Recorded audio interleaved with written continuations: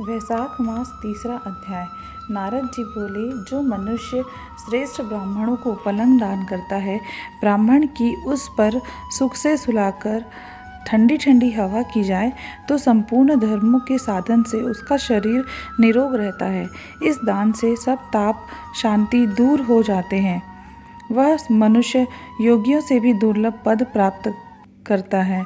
जो मनुष्य वैशाख में धूप के थके हुए ब्राह्मणों को सुंदर श्रम नाशक पलंग दान करता है, वह मनुष्य, हे राजन, संसार के जन्म मरण और वृद्धावस्था के कष्ट नहीं भोगता। उस पलंग पर ब्राह्मण के शयन करने से जीवन भर के जाने अनजाने किए हुए पाप नष्ट हो जाते हैं।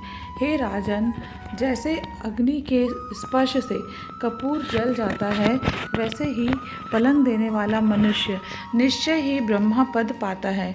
जो मनुष्य वैशाख मास में शैया दान करे, वह इसी जन्म में सब दुखों को भोगता है। उसके कुल की वृद्धि होती है, कोई रोग नहीं होता, उसे बड़ी आयु, निरोगता, यश और धैर्य मिलता है। उस धर्मात्मा के कुल में 100 पीढ़ी तक कोई अधर्मी नहीं होता है। इस मास में दान आदि करने का अपार फल प्राप्त होता है। वैशाख के धर्मों को इस तरह करने वाला धर्मात्मा पुरुष सब भोगों को भोग कर अपना शरीर त्यागता है।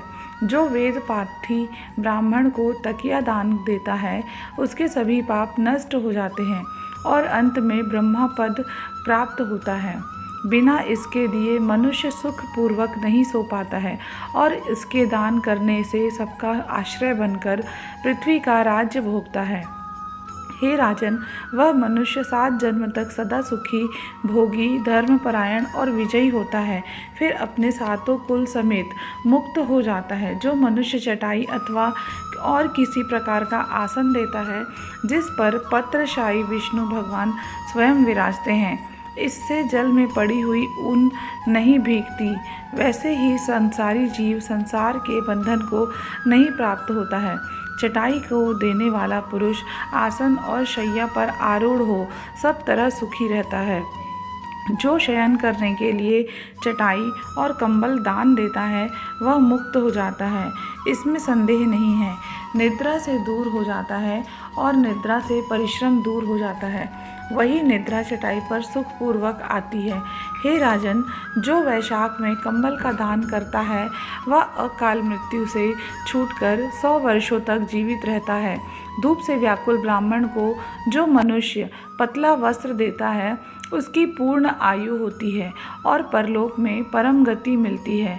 कपूर भीतर की गर्मी को दूर करता है, अतः कपूर का दान ब्राह्मण को दे तो मोक्ष मिलता है और दुख का नाश होता है। जो ब्राह्मण को फूल और कुमकुम दान करे तो सार्वभौम राजा हो, सब प्राणी उसकी आज्ञा में रहें और पुत्र तथा पौत्रों से युक्त होकर सब भोगों को भोग मोक्ष पाता है।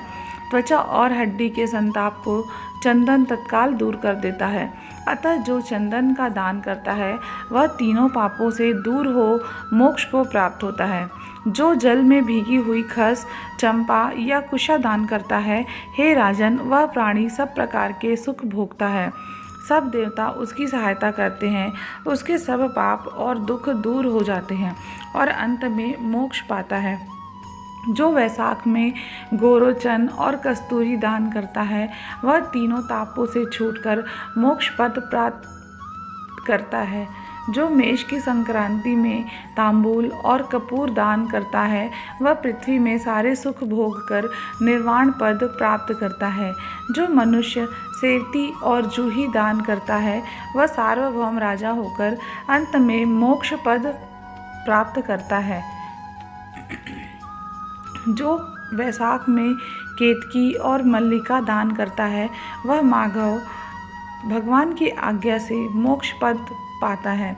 जो मनुष्य ब्राह्मण को सुपारी और अन्य सुगंधित द्रव्यों का दान देता है, और हे राजन, जो नारियल दान करता है, उसके पुण्य के फल चित्त लगाकर सुनो। वह 7 जन्म तक ब्राह्मण के घर जन्म लेता है और धनवान तथा वेद पाठी होता है। फिर वह सातों कुल समेत विष्णु लोक को जाता है। हे राजन, जो प्राणी विश्राम मंडप बना ब्राह्मण को देता है, उसके पुण्य के फल कहने को मेरी सामर्थ्य नहीं है। जो मनुष्य छाया मंडप बनवाकर भीतर बालू बिछा उसमें प्याऊ लगा देता है, वह स्वर्गलोक का स्वामी होता है। जो मनुष्य मार्ग में बाग, तड़ाग, कुआं, झोपड़ी बनवाता है, वह बड़ा धर्मात्मा है। उसको पुत्रों से और क्या।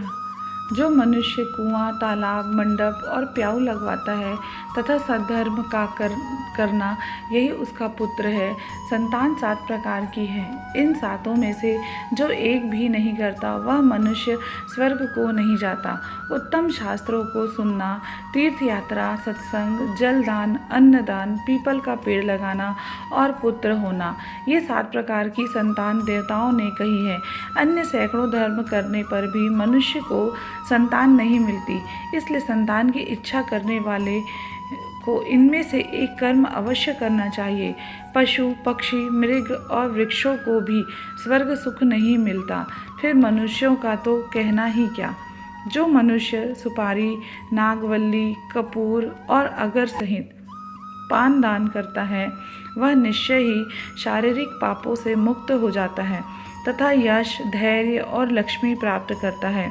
रोगी रोग से छूट जाता है और निरोगी मोक्ष को पाता है। जो वैशाख में तापनाशक छाछ का दान करता है, विद्यावान और धनवान होता है, इसमें संदेह नहीं है, क्योंकि गर्मी की ऋतु में तक्र के समान कोई दान नहीं। इसलिए मार्ग के कारण थके हुए ब्राह्मण को छाछ का दान करे। जो मनुष्य नींबू का रस और नमक डालकर अरुचि नाशक छाछ का दान करता है, वह मोक्ष प्राप्त करता है। जो गर्मी से व्याकुल ब्राह्मण को दही की लस्सी पिलाता है, हे राजन, उसके पुण्य का फल कहने की मुझमें सामर्थ्य नहीं है।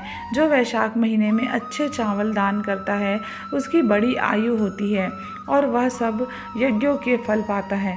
जो तेज रूप गौ का घी दान कर देता है, वह अश्वमेघ का फल प्राप्त कर विष्णु भगवान के मंदिर में आनंद पाता है। जो मेष संक्रांति में ककड़ी और गुड़ दान करता है, वह सब पापों से छूट श्वेत द्वीप को जाता है। जो मनुष्य दिन के ताप की शांति के लिए ईख दान करता है, उसका अनंत पुण्य होता है। जो सायंकाल में श्रम की शांति के लिए पान का दान करता है, वह सब पापों से छूटकर विष्णु की सायुज्यता प्राप्त करता है। जो सायंकाल के समय ब्राह्मण को फल और पान का दान करे, उसके पितरों का निश्चय सुधापान मिलता है। जो वैशाख महीना में पके आम के फल और पान का दान करता है, उसके सब पाप निश्चय ही दूर हो जाते हैं। चैत्र महीना की अमावस्या को पेय से भरे घड़े का दान करने से 100 गाय श्राद्ध कर लिया, उसमें संदेह नहीं। चैत्र की अमावस्या को कस्तूरी, कपूर, मल्लिका, खस आदि वस्तुओं से युक्त जल कुंभ का दान जो पितृश्वरों के लिए करता है, उसको 96 श्राद्ध करने का पुण्य निसंदेह प्राप्त होता है। इन सब प्रकार के दान को करके आप श्री हरि विष्णु के धाम के वासी हो सकते हैं और मोक्ष प्राप्त कर सकते हैं। भगवान श्री हरि विष्णु एवं माता लक्ष्मी आप सभी का कल्याण करें, आप सभी पर अपनी कृपा दृष्टि बनाए रखें एवं आपके सारे दुख दूर करें। जय श्री हरि विष्णु, जय माँ लक्ष्मी। मित्रों, इस वीडियो में इतना ही। आपसे अगले वीडियो में मिलती हूँ। तब तक के लिए राधे राधे। बोलिए श्री हरि विष्णु भगवान की जय।